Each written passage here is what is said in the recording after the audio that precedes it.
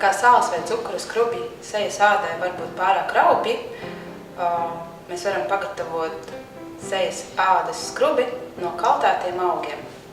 Lai to izdarītu, mums būs nepieciešams griķu pārslas vai jebkuras citas pārslas, piemēram, rīsu, miežu, rudzu, auzu pārslas, dažādi kaltēti augi un, ja izvēlaties, arī augļu pulveris vai māli.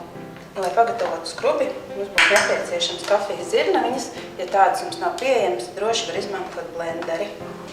Tad pievienojam aptuveni 2/3 šajā gadījumā griķu pārslu.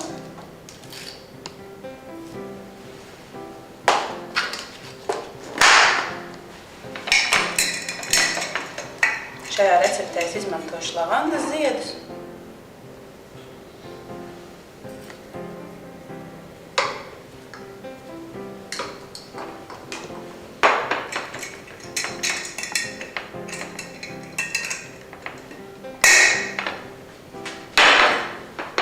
Un kliņģerīšu ziedlapiņas.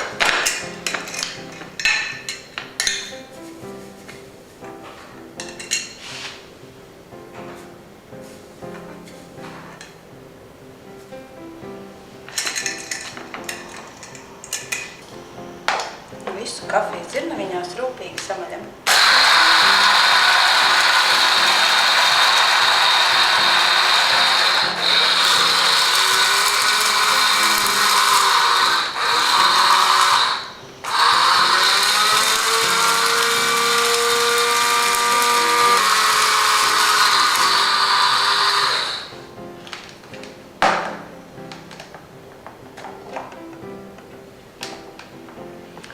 Sasmalcināts pārslas kopā ar kaltētiem augiem izskatās šādi.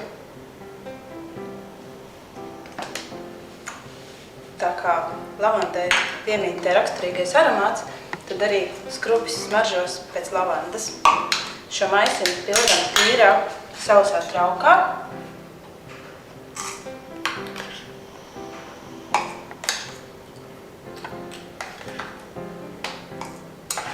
Un cieši noslēgtu. Sausā tumšā vietā to var uzglabāt vismaz 3 mēnešus.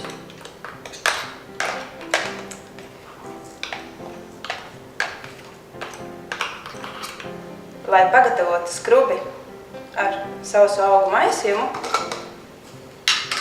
mēs vienai reizei ņemam aptuveni teikaroti, sasmalcinātu augu un pārslu. Pievienojam teikaroti augļu pulvera vai arī mālus.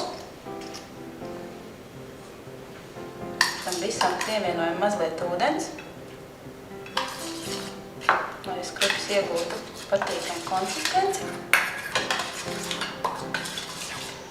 Un sausai vai jūtīgai ādai varam pievienot arī mazliet eļļas.